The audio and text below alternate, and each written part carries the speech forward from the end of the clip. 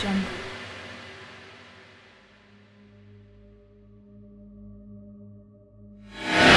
السلام علیکم پیارے دوستو، زلفی نالج لائن میں خوش آمدید۔ سلطان صلاح الدین ایوبی رحمۃ اللہ علیہ، آپ کے خیال میں شہنشاہ لوئس اور شہنشاہ کونرڈ کے سیاسی عزائم کیا ہیں؟ یوسف صلاح الدین کا حقیقی چچا اسد الدین شیرکو اپنے نشست پر کھڑا ہوا۔ اس وقت اسد الدین شیرکو کی سیاسی حیثیت یہ تھی کہ وہ دربار سلطانی میں سب سے زیادہ بااثر سردار تھا۔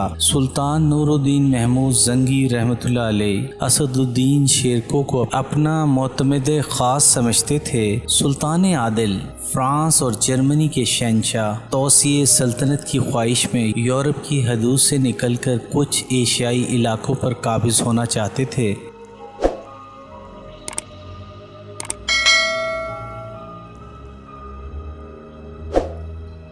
اس کے سوا بظاہر ان کے کوئی اور عزائم نظر نہیں آتے۔ پھر اسد الدین شیرکو کے بھائی نجم الدین ایوب اور دوسرے سرداروں نے بھی کم و بیش اسی قسم کے خیالات کا اظہار کیا۔ سب سے آخر میں نوعمر یوسف صلاح الدین اپنی جگہ کھڑا ہوا اور والی شام کو مخاطب کر کے کہنے لگا، سلطان ذی شان، میں شہنشاہ جرمنی اور شہنشاہ فرانس کی لشکر کشی کو محض ہوس مولگیری نہیں سمجھتا، در پردہ وہ ان کے مذہبی عزائم بھی ہیں۔ درباری عمرہ نے بڑی حیرت سے اس نوجوان کو دیکھا جو عمر رسیدہ اور جہاں دیدہ سرداروں کی رائے سے اختلاف کر رہا تھا۔ خود سلطان نور الدین محمود زنگی بھی یوسف صلاح الدین کے خیالات پر متجب تھا۔ یوسف، تم اپنی بات کو ثابت کرنے کے لیے کوئی مضبوط دلیل بھی رکھتے ہو؟ نہیں سلطان عادل، میں کوئی دلیل نہیں رکھتا، یوسف صلاح الدین نے نہایت سادگی سے جواب دیتے ہوئے کہا، مگر پھر بھی میں ایک واقعہ آپ کے گوش گزار کرنا چاہتا ہوں۔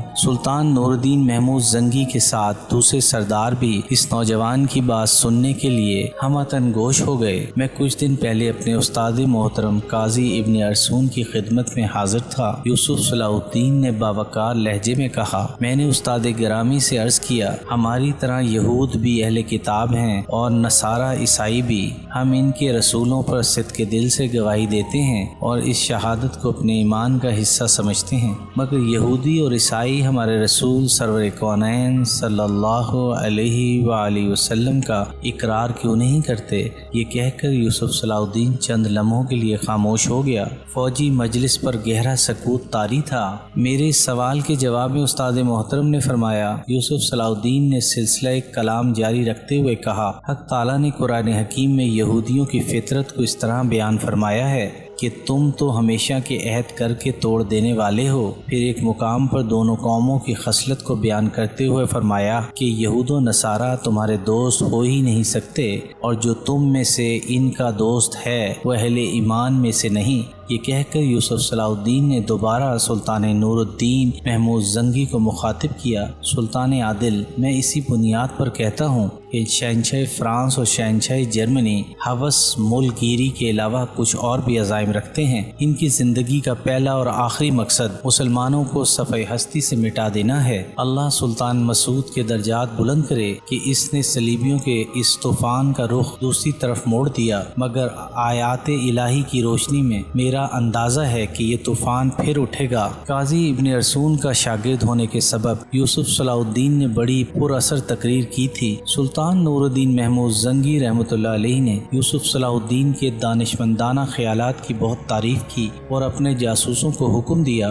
کہ وہ صورتحال پر گہری نظر رکھیں۔ پھر وہی ہوا جس کا خدشہ یوسف صلاح الدین نے سلطان نور الدین محمود زنگی کے دربار میں ظاہر کیا تھا۔ شودہ باز سینٹ برنارڈ نے شاہ فرانس لوئس ہفتم کے مذہبی جذبات کو اس قدر بھڑکایا کہ وہ مسلمانوں سے ایٹسیا کی شکست کا انتقام لینے نیکیا سے نکل کر بڑی احتیاط کے ساتھ لاؤڈیسیا کی طرف بڑھا۔ اب کی بار شہنشاہ لوئس ہفتم نے نئی جنگی حکمت عملی اختیار کی تھی۔ اس نے اپنی 1,00,000 فوج کو 2 حصوں میں تقسیم کر دیا تھا۔ یہ دونوں فوجیں بادشاہ کی ہدایت کے مطابق 2 سالاروں کی نگرانی میں سفر کرتی تھیں۔ دوسرے دن سالار تبدیل کر دیے جاتے تھے اور ان کی جگہ نئے سردار لے لیا کرتے کرتے تھے۔ شہنشاہ لوئس کی فوج کا اگلا حصہ سالار جیفری کی قیادت میں آگے بڑھ رہا تھا۔ اسی فوج میں ملکہ ایلس بھی شامل تھی۔ لاؤڈیسیا سے روانگی کے وقت شہنشاہ لوئس نے سالار جعفری کو حکم دیا تھا، تم سامنے کے بلند پہاڑ کوہ بابا داغ کی چوٹی پر پہنچ کر اس وقت تک ٹھہرے رہو جب تک میرا لشکر تم سے نہ آ ملے۔ سالار جعفری نے اپنے بادشاہ کے حکم کے مطابق تیز رفتاری کے ساتھ سفر کیا اور کوہ بابا داغ کی چوٹی پر جا کر ٹھہر گیا۔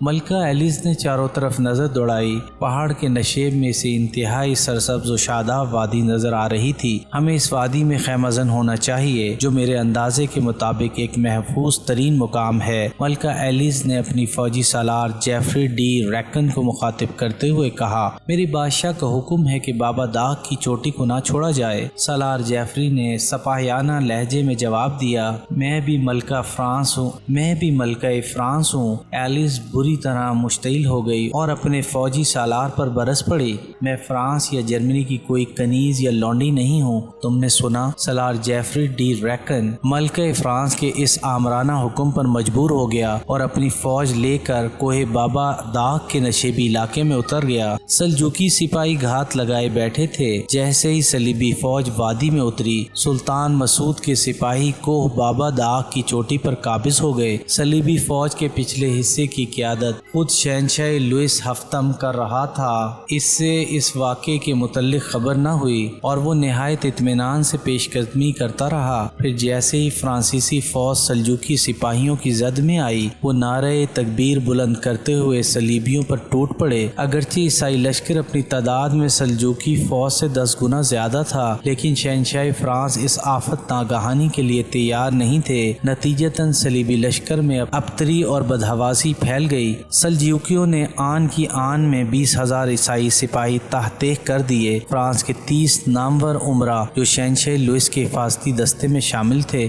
دیکھتے ہی دیکھتے موت کی خوراک بن گئے۔ شہنشاہ لوئس بڑی مشکل سے اپنی جان بچا کر بھاگا اور فرانسیسی فوج کے اگلے حصے میں پہنچ گیا۔ ابھی شہنشاہ لوئس کے 80,000 سپاہی موجود تھے اور صلیب کے تقدس پر کٹ مرنے کے لیے تیار تھے، لیکن شاہ فرانس سلجوقیوں کی ایسی ہیبت طاری تھی کہ وہ جنگ مقدس کو بھول کر صرف اپنی جان بچانے کی فکر میں تھا۔ بالآخر وہ تنگ پہاڑی راستوں سے گزرتا ہوا اطالیہ اٹلی کی بندرگاہ تک پہنچنے میں کامیاب ہو گیا۔ صلیبیوں کی شکست پر سینٹ برنارڈ سب سے زیادہ غمزدہ تھا، اور یہ غم اس لیے نہیں تھا کہ اس ناکام فوجی مہم میں جرمنی اور فرانس کے لاکھوں سپاہی مارے گئے تھے، بلکہ اسے اپنے خواب کے ٹوٹنے کا قلق تھا۔ وہ دنیا پرست راہب شہرت و اقتدار کا بھوکا تھا۔ اس نے شہنشاہ فرانس اور شاہ جرمنی کو مقدس جنگ پر اس لیے آمادہ کیا تھا کہ ایٹسیا کی شکست کا انتقام لے کر عیسائی دنیا پر ثابت کر دے کہ یہ فتح صرف اس کی روحانیت کا نتیجہ ہے۔ اس طرح وہ تمام عیسائیوں کا متفقہ روحانی پیشوا بن جاتا۔ پھر کچھ دن بعد لوئس نے اطالیہ کی بندرگاہ سے سمندر کا سفر اختیار کیا اور 11 مارچ 1148 کو انطاکیہ پہنچا۔ اس وقت انطاکیہ پر ریمنڈ کی حکمرانی تھی، جو رشتے میں ملکہ ایلس کا چچا تھا۔ ریمنڈ نے شہنشاہ لوئس کا شاندار استقبال کیا۔ پھر دوسرے دن ایک خصوصی دربار آراستہ ہوا۔ ایک عیسائی شاعر نے صلیبیوں کی شکست و بربادی پر انتہائی دردناک مرثیہ پڑھا۔ افسوس، 100,000 افسوس، صلیبیوں کے لیے یہ ایک مہلک صدمہ ہے۔ فرانس کا پھول دمشق میں پہنچ کر اپنی خوشبو بکھیرنے سے پہلے ہی مرجھا گیا۔ مرثیہ سن کر شہنشاہ لوئس کی آنکھوں میں آنسو آ گئے اور شعبدہ باز سینٹ برنارڈ سر دربار دھاڑے مار کر رونے لگا۔ یہ سنگین اور اذیتناک فضا دیکھ کر انطاکیہ کا حکمراں کھڑا ہوا اور اس نے شکست خوردہ فرانسیسی شہنشاہ کی دلجوئی کے لیے بڑی جذباتی تقریر کی۔ ایپیسوڈ 20 اختتام پذیر ہوئی۔